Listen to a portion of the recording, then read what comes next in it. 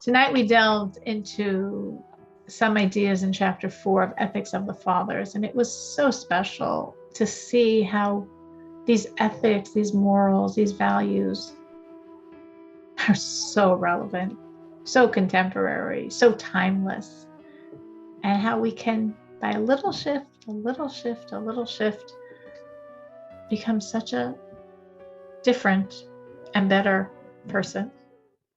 Please share and subscribe. Oh, I'm trying. You're trying. We all try. We all do our part. All right. So we are going to do this week, like we did last week, the idea of the ethics of the fathers. So we're doing now chapter 4. Now, again, we read it on the Sabbath. So yesterday we read chapter 3. But the Sabbath is a culmination of the preceding week and then gives the energy for the coming week.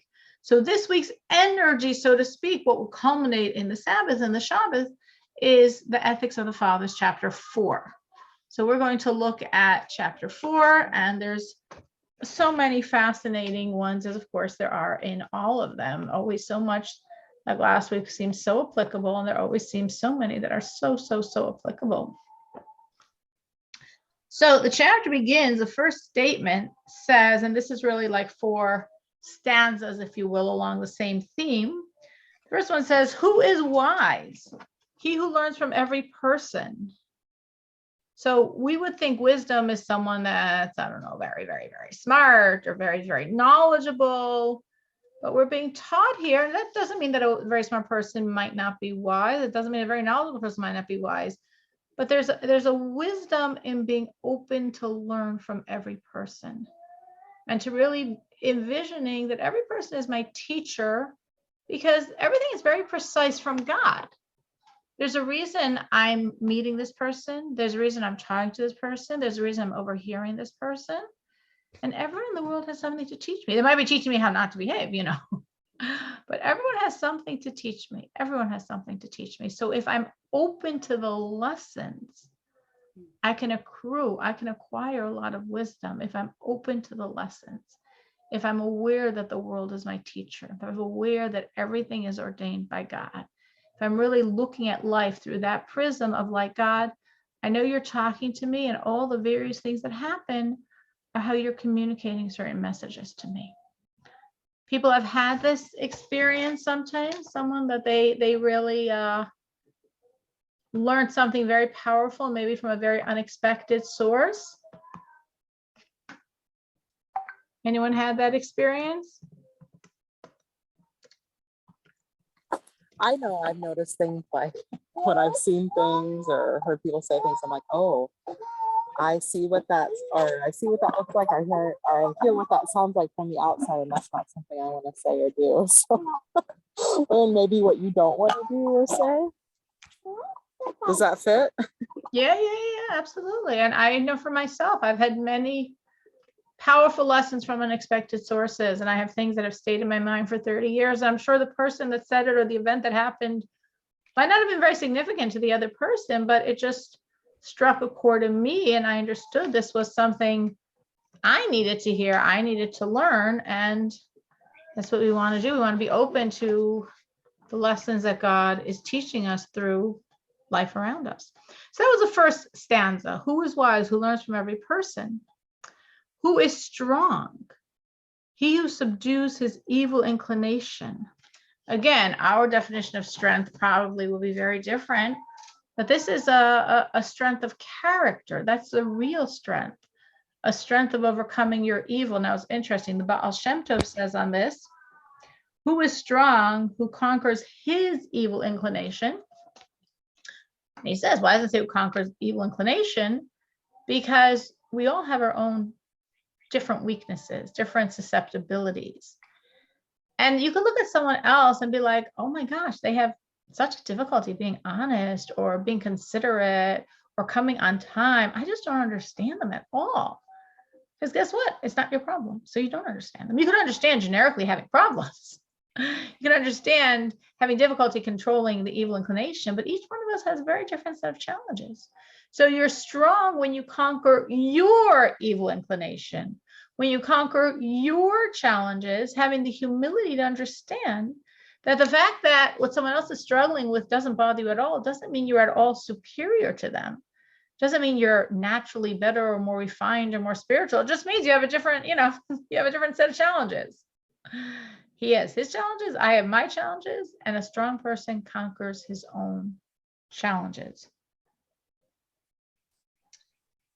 Who is rich? He who is happy with his lot. That, of course, is something we always in our world encounter because, of course, money and finances and relationship to money is definitely something that's interwoven into everyone's lives. He who is rich, who is satisfied with his lot. These timeless words, these words were written a long time ago, and they definitely apply in 21st century America. Have you seen this with other people? Meaning people that have a lot and feel they don't have enough? Or conversely, do you know people who have little and feel so satisfied that they are rich? Have you seen this in either direction with people you know or people you've seen in your world? People that are not satisfied no matter how much they have, or people that are satisfied no matter how little they have? Oh, absolutely. Absolutely. Oh, yeah. Natalie says, absolutely. I would assume we all have, because as I said, very much, of course, a part of everyone's life is a relationship to money. That's endemic, and it's always been endemic. It's not only 21st century America, obviously, as this was written, long time ago. And yet, then again, what did they already have? What were they already wanting when there were no granite countertops and there were no Lexuses and there was no central air conditioning? What was the issues? But in each society, based on what the availability is, there's always this challenge. This is just a challenge of the human nature.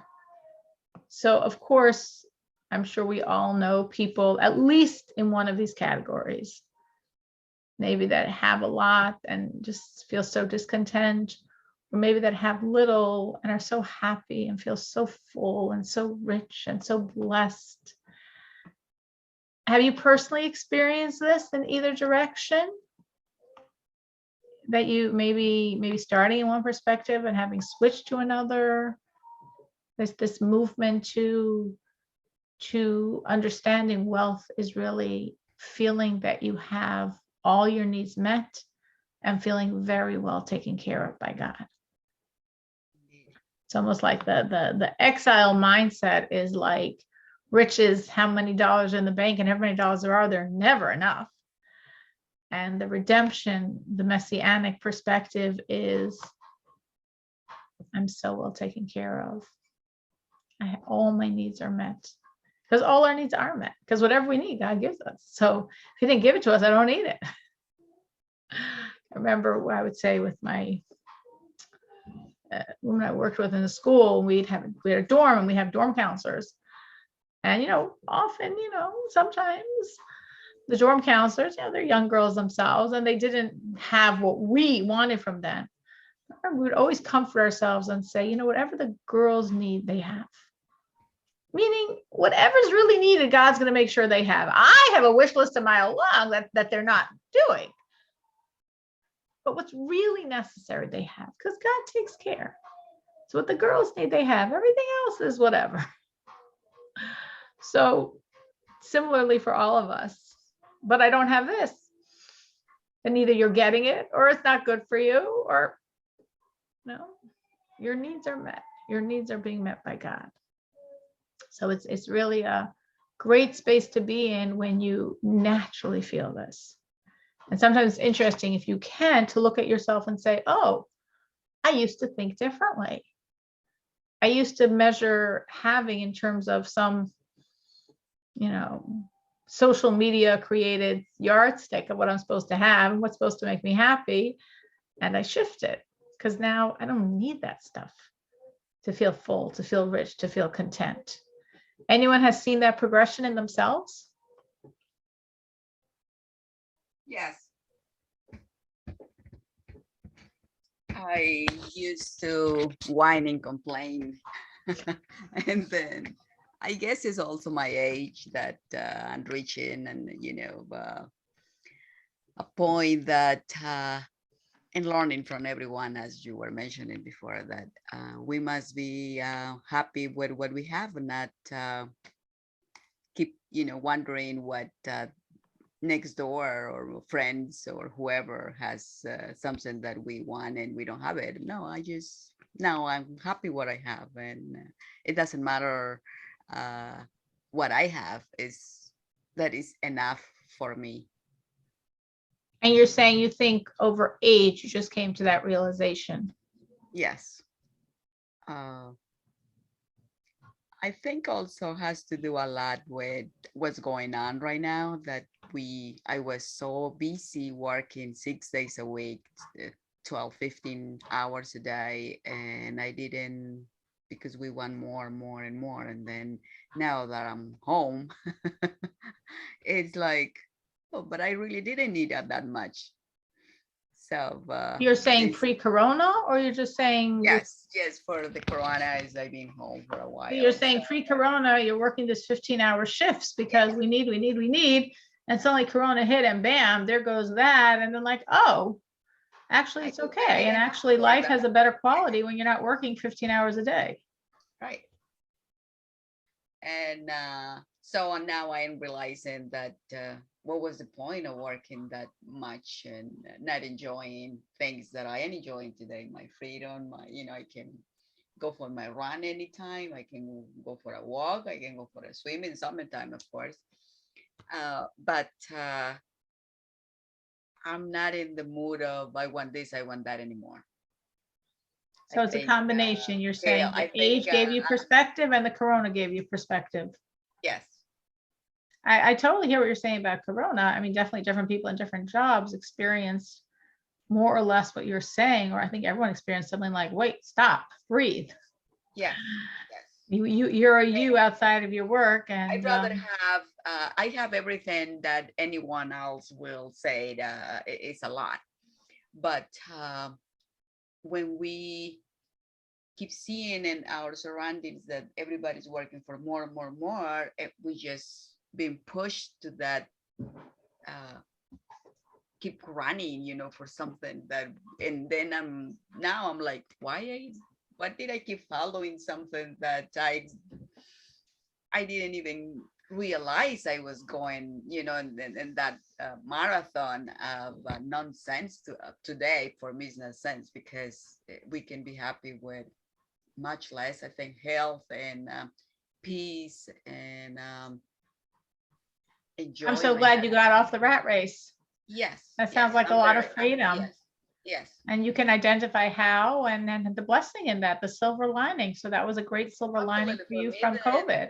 Yes, I'm healthy. I think that's the most valuable thing that I'm realizing. Health is more important than anything else. I agree. I mean, what is the and point then the of material being wealthy, world. very wealthy, if I can't enjoy because I'm sick? Or it doesn't have to be really corona, could be any other illness, and I'm very healthy, so I feel very blessed. Thank God. Natalie, Danielle.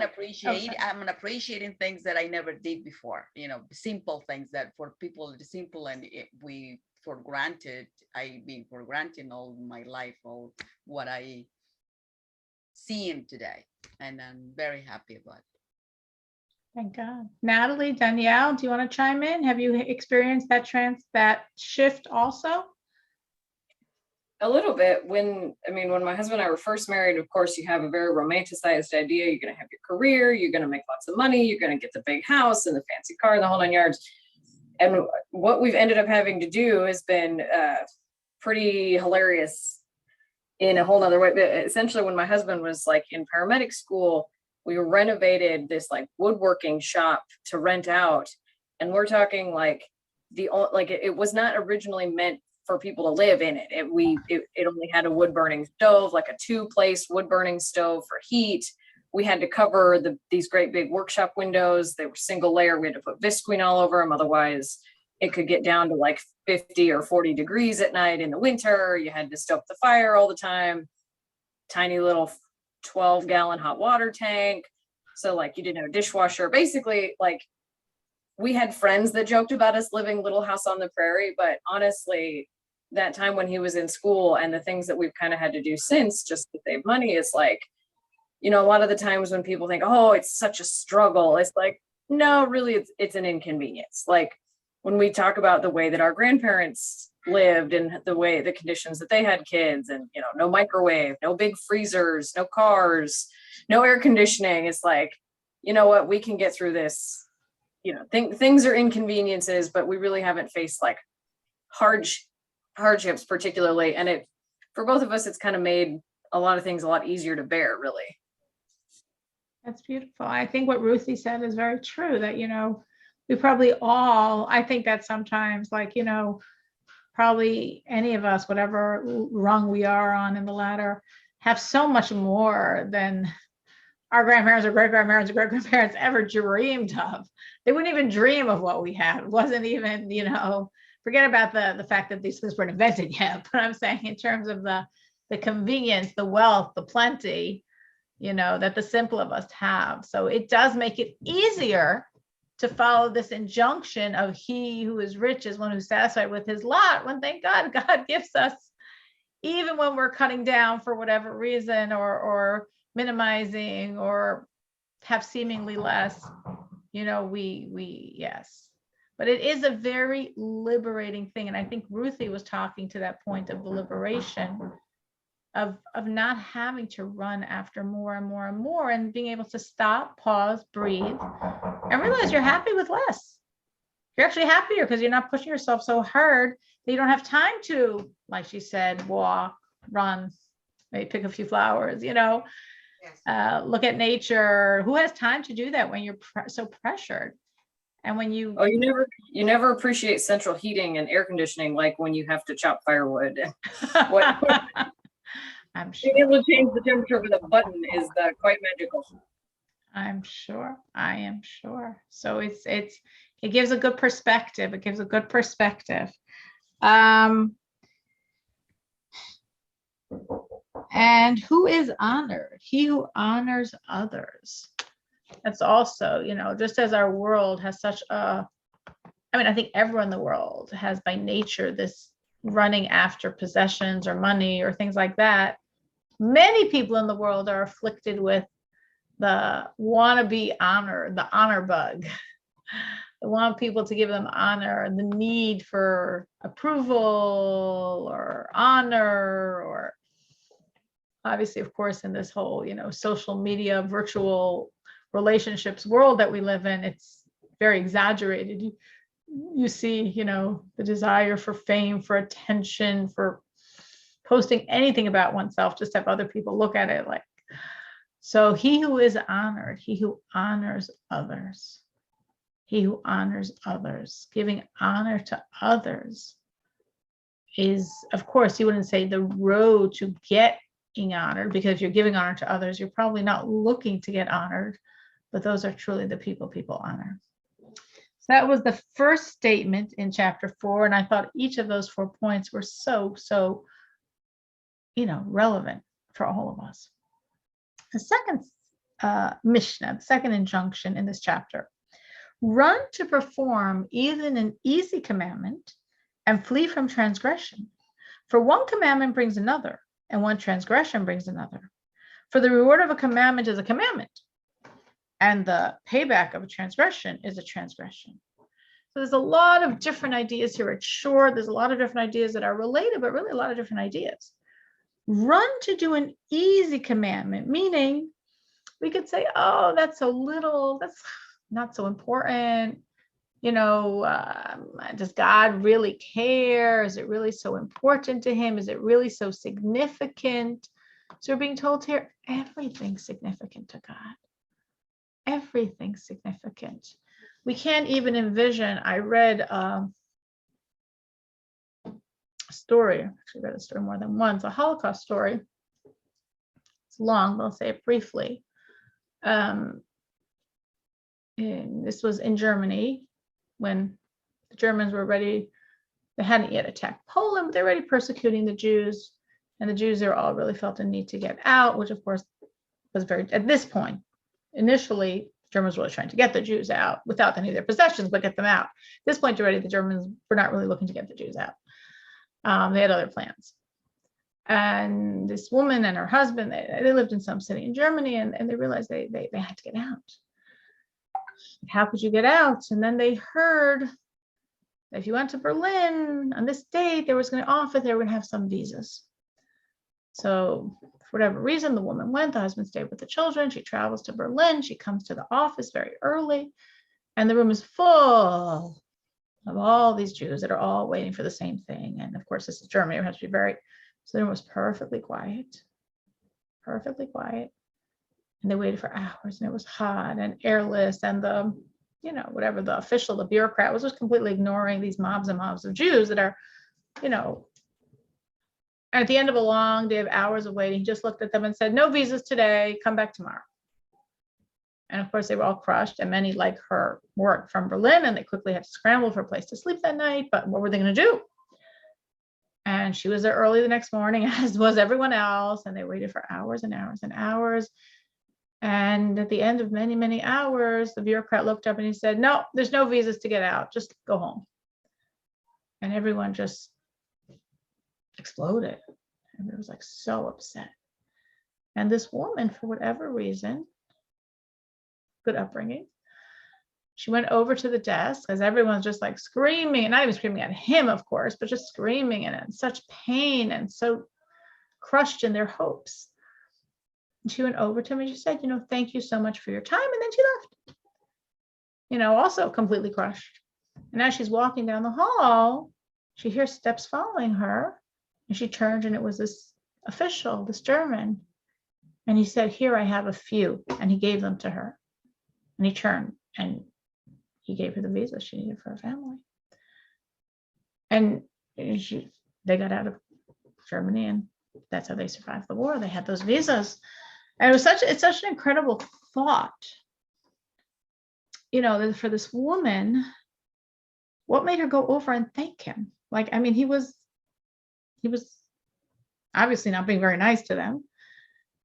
And what made her thank him? Just being brought up that no matter how people treat you, you always have to be courteous. You always have to be, as we say, a mensch. You always have to have that appropriate character and that appropriate holding of oneself as you're going to be a good person.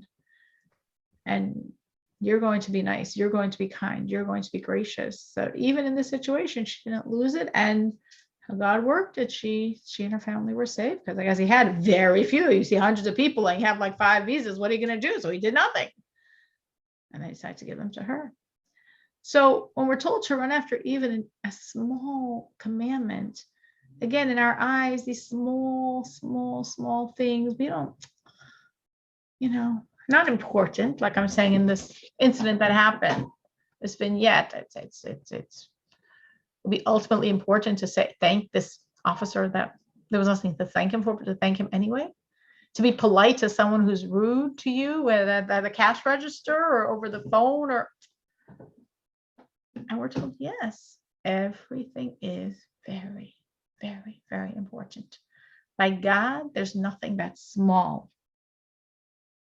And the same way, we're supposed to run to do even something that we could say, is it really so important?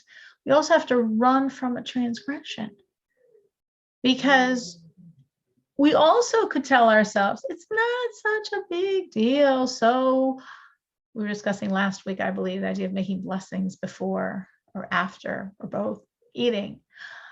We should make a blessing. I know God wants me to make a blessing. Okay, I'm not. Like, whatever, small, right, God? The food's not stolen and whatever. But there's no such thing as small. There's no such thing as a small good deed. There's no such thing as a small bad deed.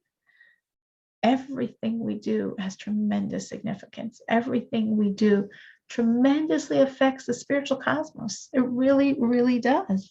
And then he continues, why should you so run after a small good thing or run from a small bad thing? Because one leads to another. Every good thing you do is going to bring you to do another good thing. And every negative thing you do is going to lead you to another negative thing. Has anyone here experienced it in either direction? They did one good deed and somehow that led to another one that they weren't intending, or they did one wrong thing and suddenly that led to another wrong thing that they weren't intending. I feel like that summarizes life. Okay, good. So you're glad you came on. Okay, now you can summarize life in one sentence. It's here, Ethics of the Fathers, chapter 4, second statement. I totally agree with Danielle. I felt like that yesterday, where it was like the morning just was rough and couldn't get anything coordinated, couldn't get anything done like I wanted to do. And so then the whole rest of the day was just kind of one disappointment after the other. And yet today was like, had things on the calendar, so you kind of had to get things done, and they got done.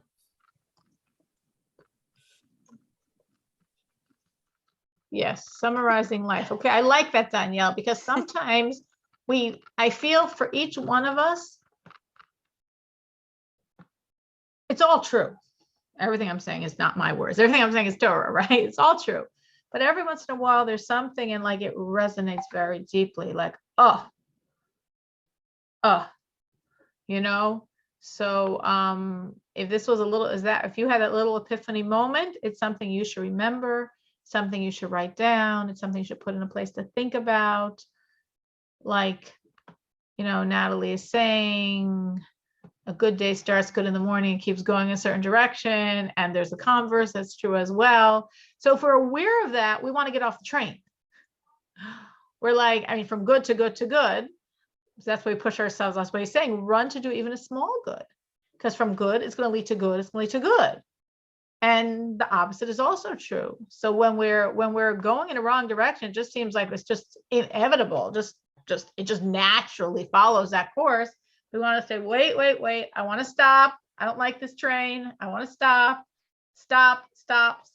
get off, jump off, switch things up. I want to get on that positive road. And sometimes things happen sometimes things happen that throw us and that makes it difficult. And we get like thrown,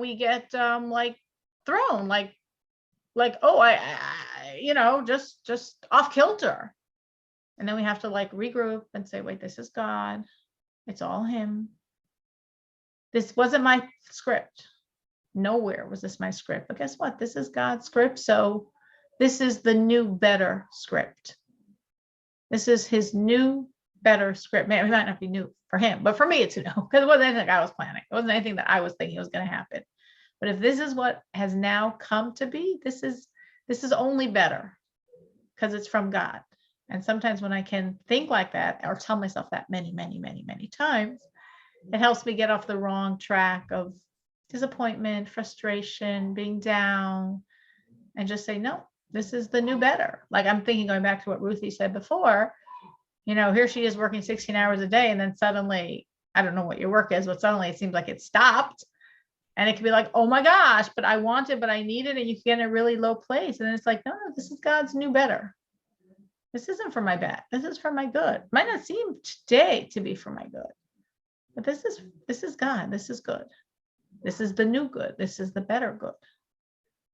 And then he goes on to say the reward of a commandment is a commandment. The reward, so to speak, the payback of a transgression is a transgression. Because on a deep level, the word in Hebrew for commandment actually means bonding, fusing.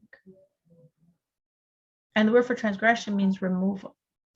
So we're told here, even a small good thing, run to do. You have no clue of significance. And it's going to lead you to something else, which is going to lead to something else, which will lead to something else. Up. And run from something wrong, even if you could say, not such a big deal. Because it goes in that direction also. One bad leads to another bad, leads to another bad. And then the Rebbe says, which of course explains the whole thing. Not the Rebbe, this Tana. A mitzvah, the word in Hebrew is mitzvah for commandment. It means a joining, a bonding. So every time you do a good deed, like you and God became one. Which of course naturally makes sense, and that's going to lead you to another thing. You have all this energy coursing through you. So then, of course, you're going to naturally have the energy and desire and focus to do another thing good, which is going to again fuse you with God, which is going to give you even more energy to do the next good thing. Or conversely, if we're not saying the happy version of the story, if you're doing something wrong, that separates you from God, which of course makes sense that then you're going to fall to a new low and be more separated. And that's going to lead you to fall to another low and be even more separated. So it makes sense, this train, an inexorable train in either direction, when we understand the spiritual dynamics of what's going on. So when we're on the good space, just keep running after those good deeds, because we can't even understand how valuable. And if we're unfortunately in the other space, just say, stop, cut. I'm jumping off this one. I'm jumping off the train because this is not where I want to go. And I just see where I'm heading. So I've got to do some major inner shift, because the course of nature is to just keep going in that direction. Do you have any recommendations for, I don't know, specific psalms or prayers or things to study or learn when you're In that space, going in a direction that you know you're not supposed to be going in? Yeah. I sometimes just myself stop. So I actually had something happen today. Just something that made me not so happy, disturbed me, something that developed. And then I said to myself, well, one thing I said that helped me is I said, imagine if this is a test from God. And the whole point of the test is to see if you'll stay happy despite whatever. You want to fail that test? Like this whole purpose of this whole thing could just be to see, are you going to still stay happy? Are you going to still stay content? Are you going to still saying, like I said, God, this is your new, better version of the story. So once I had that thought, I'm like, okay, so how do I pass this test? If I decided it's a test, because it might be, so I just have to act the joy.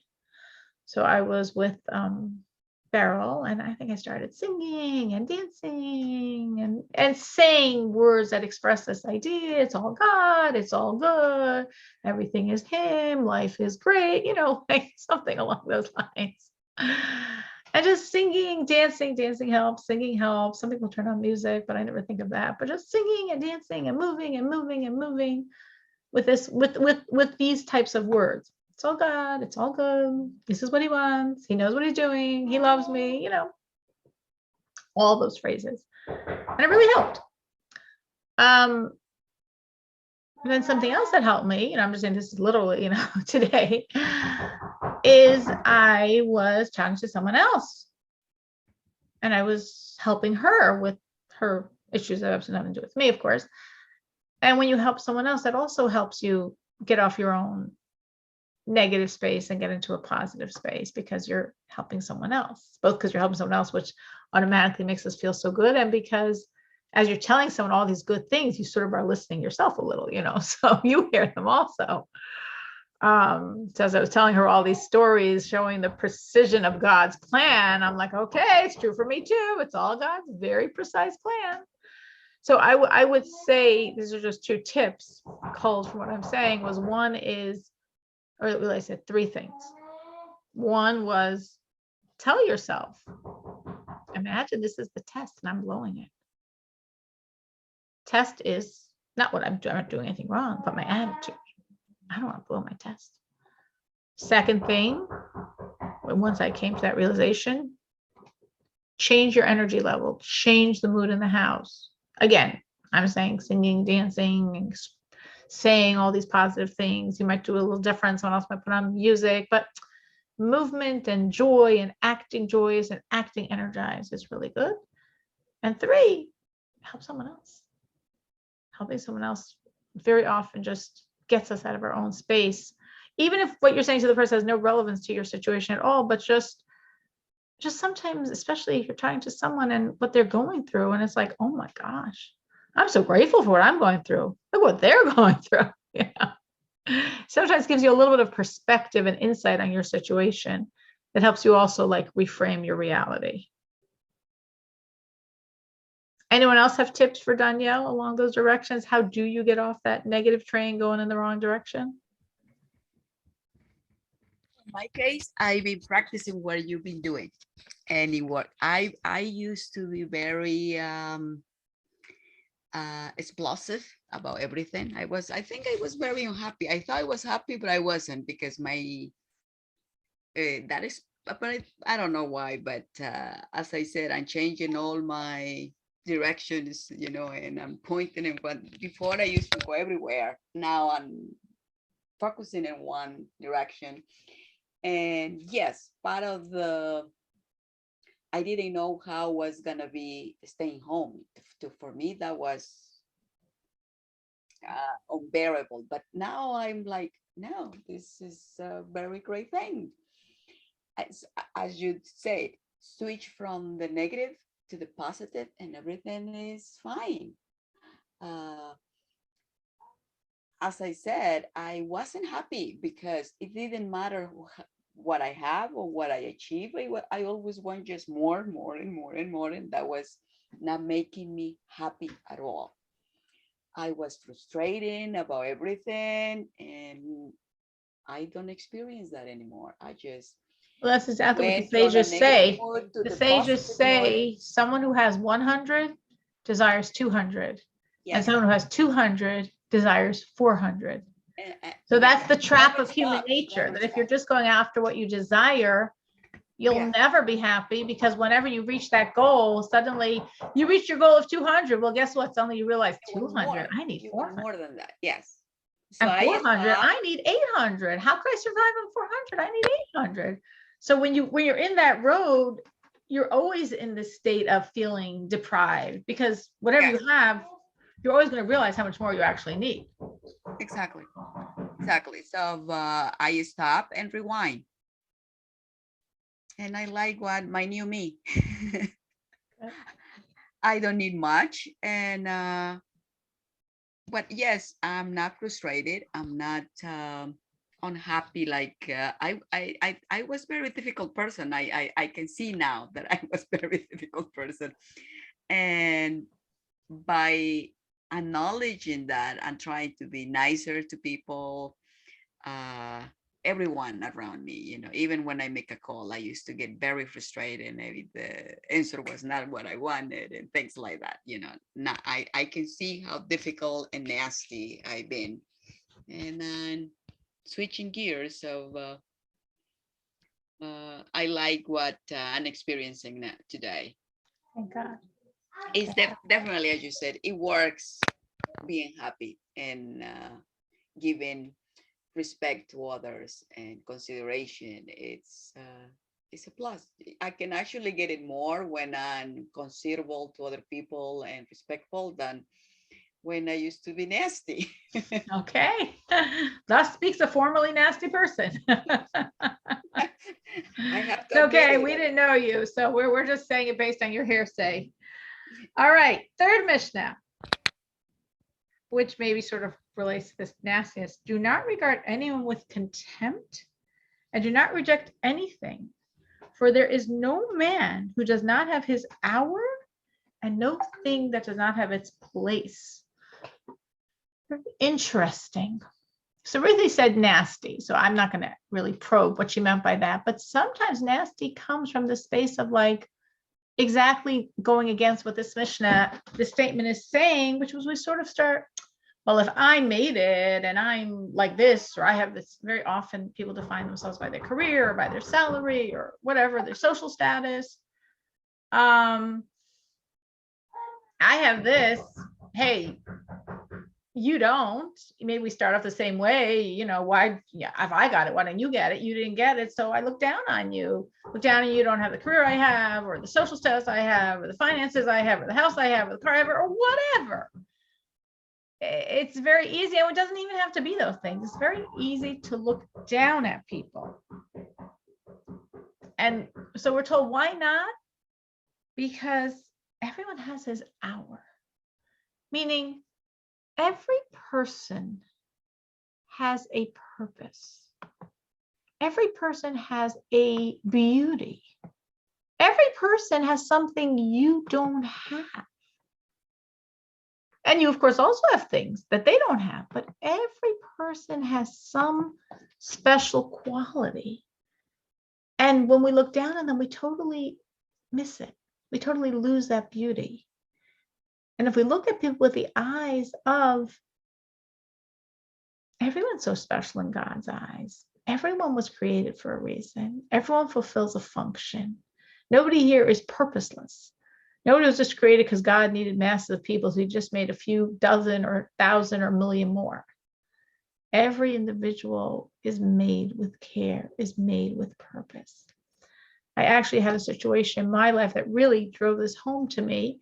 Not to say all the details, but at a certain point, whatever, it's not even worth explaining, but I needed a certain favor.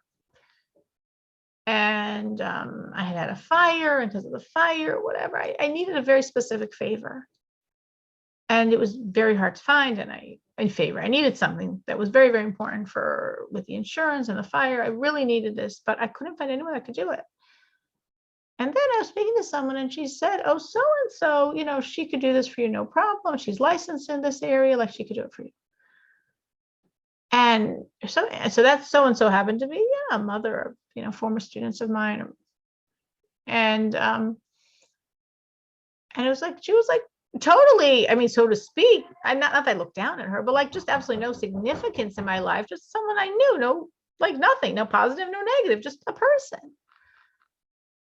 And then because I had that specific need, and she specifically could help me with that need, which she graciously did, suddenly she became so important in my life, in my world. She so helped me. It's something not hard for her, but just something, whatever reason, nobody else could do.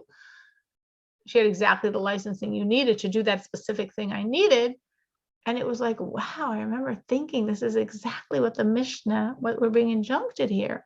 You have no clue. No, again, God forbid, I don't think I ever looked down on her before. It was a question of looking down, but it was just a sense of, yes, she was able to perform something that I very much needed. And I couldn't find anyone else that could do it at all. So in that 1 hour, she was so important to me and so helpful to me. And that is how we're supposed to look at everyone. Everyone. The people far wiser than us, the people far simpler than us, the people far more sophisticated, the people far, it doesn't make a difference. Every person is in this world to perform his mission, his job, his ability. And that ability might seem in your world like completely irrelevant. But it might be relevant. There might be a reason you know this person. And it's like, value each person. Understand each person has value. Now, again, you're saying this with each person I ever meet, I'm going to have such a story like I had with this lady. I don't think so. But every once in a while, God gives us that just to give us a perspective on how we're supposed to look at everyone. Meaning it's not only if you happen to have a story with them that you should look at them that way. We're supposed to look at everyone that way because that's the truth. Nobody's just taking up space on planet Earth. Every human is here for a very specific purpose with a very specific skill set that very uniquely they have. So you might never realize what this person's skill is and how you need that. Maybe you will, maybe you won't. But if you don't, there's a certain general perspective on people, which is everyone's valuable. Everyone has, as we're being told here, their hour, their shining forte that you might one day need, you might not, maybe somebody else will. But there's a reason for the existence of each one of us. Okay, the sixth Mishnah statement. Whoever honors the Torah is himself given honor by men, and whoever dishonors the Torah is himself dishonored. Have you ever experienced this? The more you honor God, the more people naturally look at you in a different way.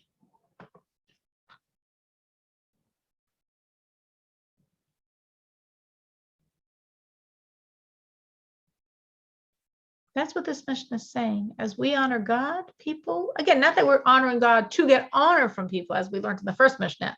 If you want honor, it runs away from you. If you're not looking for it, it pursues you. But this sense of if you're connected to God, people pick it up and they respect that. Oh yeah, my best friend and the reason eventually that we became Noahides was that 110%, even way back when we were early in high school, she just pursued Torah knowledge constantly. I mean, it was with every breath, every fiber of her being, even with, like I said, we were early teenagers. And I mean, it was palpable to everybody in our little bitty school. I mean, everybody knew it, like you didn't even, nobody even had to say anything. It was just so clear how much, how important it was to her. Wow. So where is she today? She's in Mavo Yericho, in Israel, converted, married, 3 children.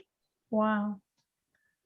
And on the way, she happened to brush your soul and inspire you in your journey. Big time. Yeah. First was attending her wedding. Yes. And then going and visiting them. But yes. That's so beautiful. That's so beautiful. Yeah. It's, you know, a convert is, we say it's like it's almost like this irrational desire, this huge spark to just connect and be one with God.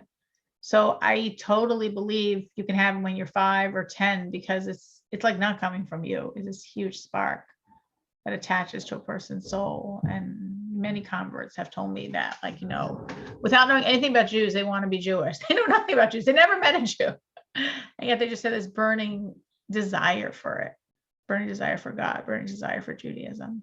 So that makes so much sense to me. But it's so beautiful, like you're saying, exactly at this point, the natural respect you had for her, because you just saw that connection to God. That just, even for a teenager, was something so like, wow, you knew it was real deal stuff.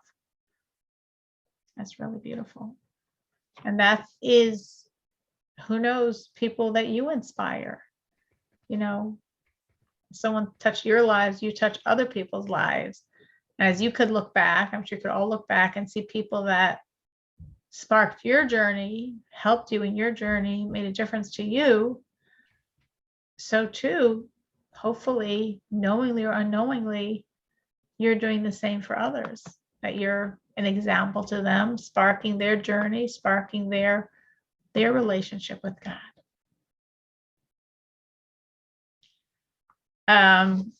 The 15th Mishnah, the 15th statement: we are unable to understand either the well-being of the wicked or the suffering of the righteous. And the second half of that is, be the first to extend greetings to anyone you meet, and rather be a tail to a lion than the head of foxes. So there's 3 points here that are all put together under 15. First one, of course, is this very classical concept that we know everything's God, and we know he's good, and we know he's righteous. And therefore, it would seem 1 + 1 = 2, all is God, God is good, God is righteous. Well, then obviously, all good people, I should just naturally see how absolutely blessed their life is. That makes perfect sense. And someone who's wicked, I should naturally see how miserable is their life. That also makes perfect sense. And those things do make perfect sense. But sometimes we're not privy to the whole picture of anyone's existence. Actually, we're never privy to the whole picture of anyone's existence. Most of the time, not even our own. And that's why we can see things that make no sense to us. And we can see people that seem so righteous. And I'm not saying they're not righteous because they're suffering. We just don't get it. Or people that seem so horrible, and seemingly, of course, we know it's probably not the truth, but seemingly they seem to be blessed with everything. So we're being told, yes, this is not in the ballpark of our understanding. And what we're assuming is truth. As we said before, everything has a consequence. And for the smallest good you do, there'll always be the payback, which could be why a very wicked person seemingly so blessed, because for the little good they did. And anything bad you do always makes an impression. Always there's a consequence. But we would think, and it should be, that we look at good people and we just naturally see the enormous goodness in their life. And it doesn't mean it's not there because we don't see it, because how can any of us know what's going on in anyone else's life? And just as we said before, he who is rich, who's satisfied with his lot, you can look at someone and think they are so suffering, and they don't see it that way at all. There's a famous story with a very great spiritual leader. His name was Zusha of Anapoli. And he was a student of the leader of that generation, who was referred to as the Maggid of Mezrich. And once someone came to the Maggid of Mezrich and said, how is it supposed to be that we're supposed to be happy with, happy with things that don't seem good? Happy with the not good the same we're happy with the good. How is that possible? Maggid, that's a very good question. I'll send you to my student Zusha. He'll answer you. Okay. So the student travels to the home of Zusha, and he gets there, and he comes in, and he's like, whoa, I understand why the Maggid sent me here. Because Zusha was incredibly impoverished, even for those days when everyone was poor, incredibly impoverished. And there were many sick people in his home. There was a lot of bad stuff going on.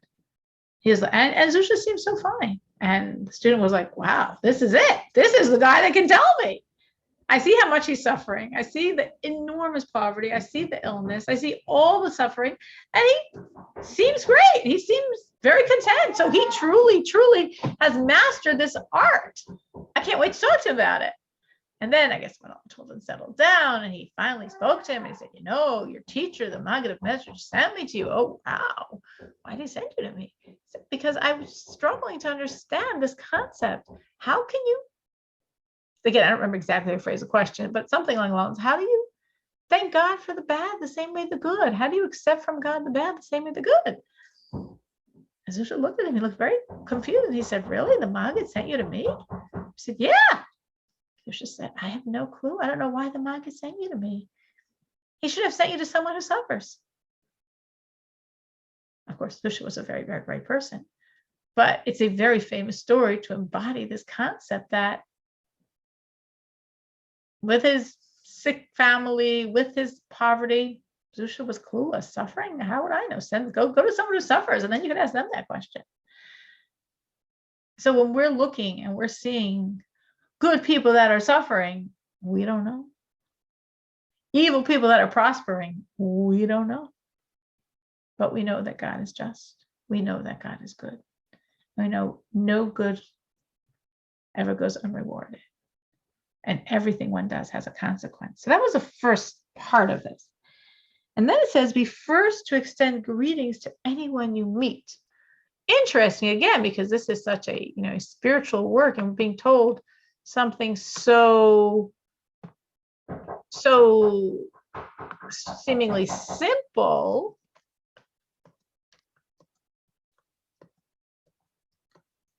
but nothing's simple. Nothing is simple. Nothing is simple.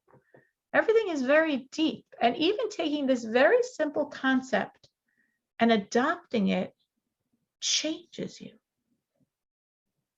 Changes you. So these very simple things, be first to extend greetings, always be the one that says, hello, how are you? Always be the one that gives a smile, really makes you, in the end, and the end might be 3 months later, and the end might be 5 years later, but it truly, truly makes you a different person. This simple act will make you a different person, a person who is sensitive to other people, a person who is naturally kind. It just changes your nature. It's unbelievable. There's actually,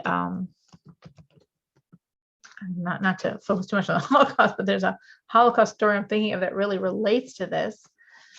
There's a story, a very, very famous Holocaust story, of a man who was the rabbi of his town in Europe. I forget where in Europe, actually somewhere in Germany. And he always followed, he was a rabbi, so he tried to follow everything the sages say, included this. Not that he followed this to the exclusion of other things, but he tried to follow whatever the rabbi said, including this idea. He was always very careful to greet everyone, including the most small people, and every person he would greet, then he would try to greet them by their name. Hello, Herr so-and-so. Hello, how are you? Hello, hello. And that was just his nature. He was very polite, very well respected and appreciated and honored. Again, now he wasn't seeking honor, so he got honor from all the people of his little town, the Jews, the non-Jews. Everyone knew he was a fine person.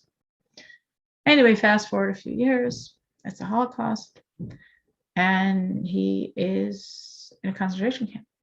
It was Auschwitz. And he's online and in concentration camps like that. As he went through the line, someone in the front of the line was signaling people to the right or to the left, where one direction meant life and the other direction meant the gas chambers. And he was a very intelligent man. Most people at this point are completely non-composed because you spent days or weeks in a cattle car with no food, no water, whoever survived. I mean, many people didn't survive the cattle cars. You come out, you're completely drained, and there was a lot of noise, and they did a lot of things to disorient you. So you're very disoriented. And you're just sort of like masses of humanity walking. Most people were not at all aware what was going on until it was too late in either direction. But he was he was a special person. So he composed himself, and he was watching, and he was understanding. He was watching ahead the line. He saw what was going on, and he understood, and he saw there are young people, the older people, the sick people, the people holding little babies or children. They all went to the left, and the young and strong, relatively strong, of course, after suffering the cattle cars, they were sent to the right. It was very clear. And he knew himself, his age. He knew which direction he was going. So he was like, very okay. He saw what was happening. And then he said to himself, like, what type of person could do this? What type of person could sit for hours? And thousands of people are passing by him. And with like a flick of the wrist, death, death, death, life, death, life, death, death, death, life. Who could do that? So he started looking at the face of this person who was at the head of the line, who was sitting facing the line. And, with his wrist, death, life, death, death, life. And he's looking at his face and he's like, wait, I know this guy. This guy's familiar. And he recognized him. He was the postman of his town. And he composed himself. And when he came in front of him, and of course, just based on his age, he knew he was going to be sent to death. Before this person's wrist even moved, he said to him in exactly the same tone he always said every time he saw the postman, hello, Herr so-and-so. And the postman, without even looking at him, said, hello, Herr Rabbiner. Hello, Mr. Rabbi. He recognized his voice and just flicked his wrist in the direction of life. Now, I'm not saying that the sages said this because one day, one person's life will be saved by this. I think they said it to make us a certain type of person. But it just shows you these little things that we think of as so little, so inconsequential, nothing's little. Has this ever happened to you that someone unexpectedly greeted you first? And if yes, how did that make you feel?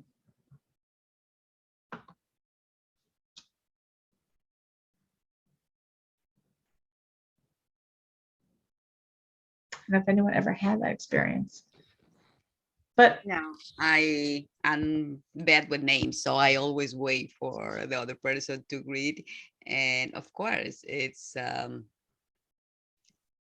I don't know why I have problems with names. Most of the people, I said, if I remember a face, I remember faces, and more I know people, by face, but I can't remember the names. And I know it's rude to just say hello, like I said hello to my, even the pets, we say the names. So it's not that I'm trying to be in that account. I know how important it is to greet people, but I do wait for the person to address. you're confessing your sins tonight. Even I'm also happen to be very bad with names. I'm very bad with names. Don't ask me why. It's like one thing that does not stick in my brain.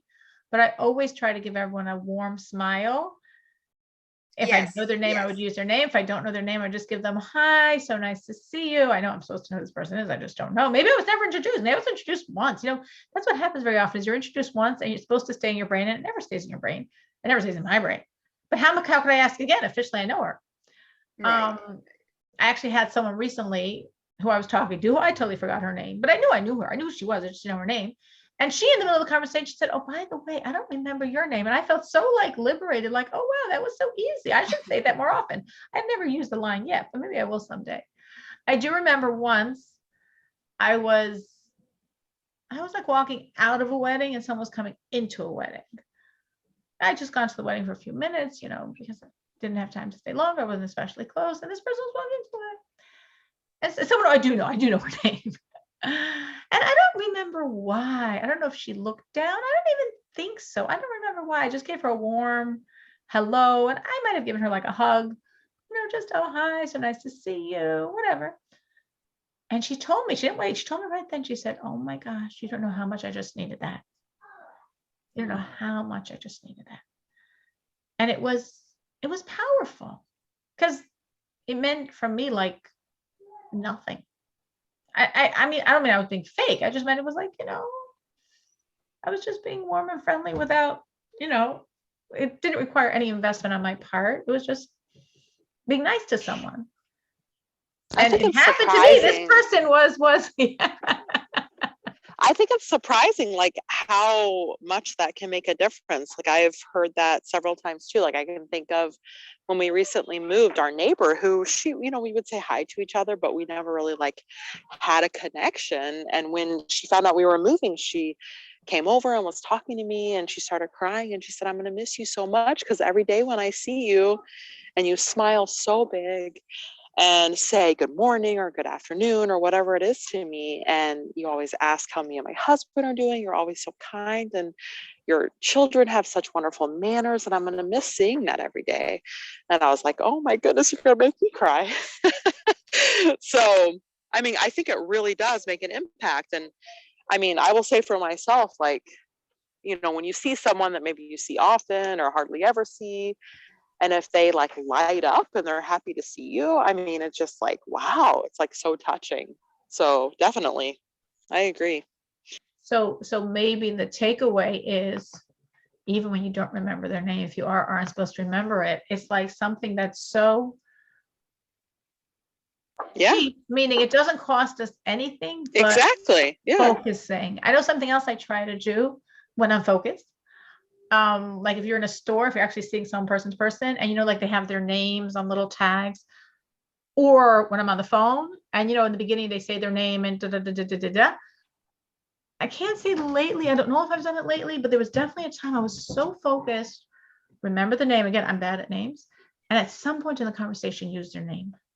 And I would do it very deliberately, like, "Oh, and whatever, Marcy from customer service number, number, da, da, da, da, da, da, da, da, da, da. At a certain point, I'd say, "Oh, Marcy, or thank you so much, Marcy," or again, if you're in a store and you see it on their tag, because I always felt like doing that sort of is my way of affirming, yes, you're human. You're not just a disembodied voice. Right. As someone who worked in customer service, yeah, I agree. That's a really nice thing to do. Me too. Again, it doesn't cost anything. It's just having this sense of wanting to give another person a sense of their worth, their value. It does take that focus, like you talked about, though. Yeah, it does. And not only that, like even just something as simple as like a neighbor that's, down the block that you see once a month or maybe less frequent, like using your name when you see them, like just, I mean, I know it's hard to remember names. That's something I'm not horrible at, but I'm kind of good at it. As long as it's a name I know how to pronounce. I will say that when I lived in the Jewish community, Cyril, it was hard for me because I couldn't pronounce a lot, or I was afraid to mispronounce names. And so I was afraid to just say their name if I was afraid I was going to mispronounce it, because I'd rather not say their name than mispronounce it. I don't know which is worse, but that's actually a good question, I think people right? would forgive you mispronouncing it. It was what you're saying. Yeah. What's today? Sunday. This must have been Thursday. Because it was Thursday. And of course, my son, Beryl, with special needs, just turned 9. He is like the most Mr. loving, sociable, wonderful person. It's just his nature. Yes, and there were 2 little children, not Jewish children. They were like, they went on a little scooter with little cars, whatever. And he was like, "Ah, hi." And then there was this woman behind them, the grandmother. And he was like, oh, hi, And she said to me, she was so touched. She said, I mean, I never saw her before, but I'm only out in the summer and, she said, he was my first friend on the block. She's talking about Beryl. So he was my first friend on the block. She said, I moved here 4 years ago. I guess she's single, woman at this point in her life. She lives alone. So I don't think she makes a lot of noise on the block, but people don't actually see her. Here she was watching her grandchildren. She was walking on the block. She said he was my first friend on the block. He always greeted me. He always smiled at me. He's my first friend on the block. And she meant it so sincerely. She had tears in her eyes. And it was so, and then I have this neighbor who I'm sure is part of a mafia. I've we've been, like whatever. I've seen him over the years and whatever, has done many not such nice things. Always throws his garbage on our yard, cigarette butts, whatever. He's done many things like that, for many, many, many, many years. So he's like a tough, not such nice guy. And my son, Beryl, he always smiles because he smiles at everyone. He smiles at him. He's so warm to him. And I was noticing today, when this guy looks at Beryl, he smiles. He smiles. Oh my goodness. See that? Yeah. Oh, that's so sweet. It is, but it really, really expresses this dictum that here Beryl in his innocence is even to this, hardened, not very nice person. He brings out the nice in him because he's so nice to him. And it's so nice to see. It's just so nice to see. So what's being asked here, which again, yes, it does take headspace. And if you're overwhelmed and barely functioning, or you're in a store with 3 kids running in 3 different directions, you don't really have the the space for it, or whatever. You're on the phone, you've been on the phone for an hour, and then you got disconnected, and then you called again, and you're just annoyed and aggravated and just trying to move on with your life. So it's not always simple, but just to have that in the back of your head awareness. So there are plenty of times when actually you can do it, and it just makes a difference to people. And honestly, I think it's twofold. I think touching other people and changing yourself. Because I think the more we do that, the more we change, the more we become other-centered. There's a good trick with names.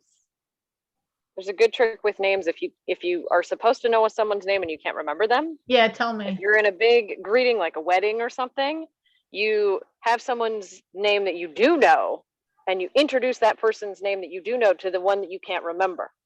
So you would say, let's say that I can't remember because I'm not very good at pronouncing your name, but I know how to say Danielle's name. So I'd bring Danielle over to you and say, this is my friend Danielle. And then I would show Danielle to you and say, this is, here's my friend. And you would typically say your name at that point. Oh. And then we both get it. Cute. That's actually a very cute idea. Wow. It works really well. Have you done this, Natalie, in the field? Many times. And people just naturally say their own name. They do. They say their own name. Where you say usually what you're doing is you're introducing the new person, and you're and so to everyone, you're going around the room. Plate, it introduces themselves. This is right. This is my friend Danielle, and they say, oh, and my name is Natalie, right? So it just, you don't have to remember everyone else's name. If you can remember the one, you can usually make it work. Okay. That was Natalie's subtle hint to hear you say your names.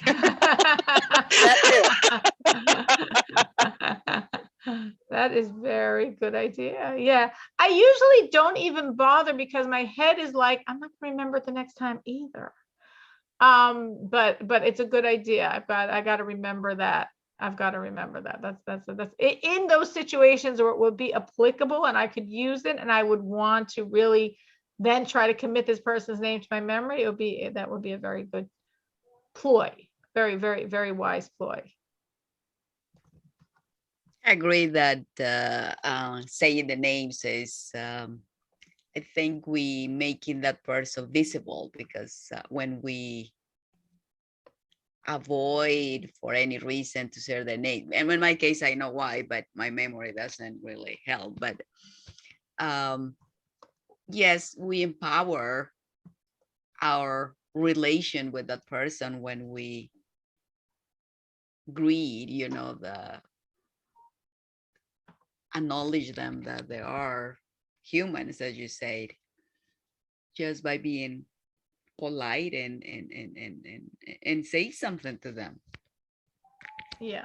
And in general, I'm saying often on the phone, especially when I'm really frustrated, I like sort of say to the person on the line, like, oh, yes, and I mean that. So you have such a hard job because you probably deal with frustrated people all day long. And it's, you're waiting online, then the phone gets disconnected, and they wait on again, the person can't help you anyway. It's like, you have a heart, and then they're like, oh yeah, and then you could. No, you're right. Customer service, it must be a tough, it's always about solving all everybody's problems, I guess. And most of which you can't solve anyway. So yeah. Yeah. But it's true. And then sometimes people, I had a situation recently, and whatever, when I first spoke to him said this was like bigger deal than customer service. And he's like, no, it's impossible. What you want, we never do it. And I'm like, oh, I was told you do. And I was told the rules changed. And he said, no, we don't do that. And I'm like, okay, whatever. And they said, we'll try. And then in the end, it did partially work out. And he sort of apologized to me. The second half didn't work out. I was like, what are you talking about? Like, you told me in the beginning the whole thing would be impossible. And then I said to him, and I mentioned, I said, everything comes from God. So I'm grateful to God. But I know God does good things through good people. So I want to thank you also, Robert, for being that good person that God is doing good through. I think that's also a really nice thing to say to people because, first of all, it brings God in the conversation. It reminds them that it's all God. It reminds them, and it's a beautiful compliment to them, and it's true. It's a completely true fact. It's not fake. God does good things through good people. The thank you really is God's, but God does good things through good people. So we are definitely over time. So we're going to stop here. We, of course, didn't get through everything I had prepared, but we never do. But thank you for a lovely class. And we should all try to take all of this a little more to our heart and become the people that we become by following all of these instructions, all of these ethics and morals and values. Thank you so much for joining. Thank you.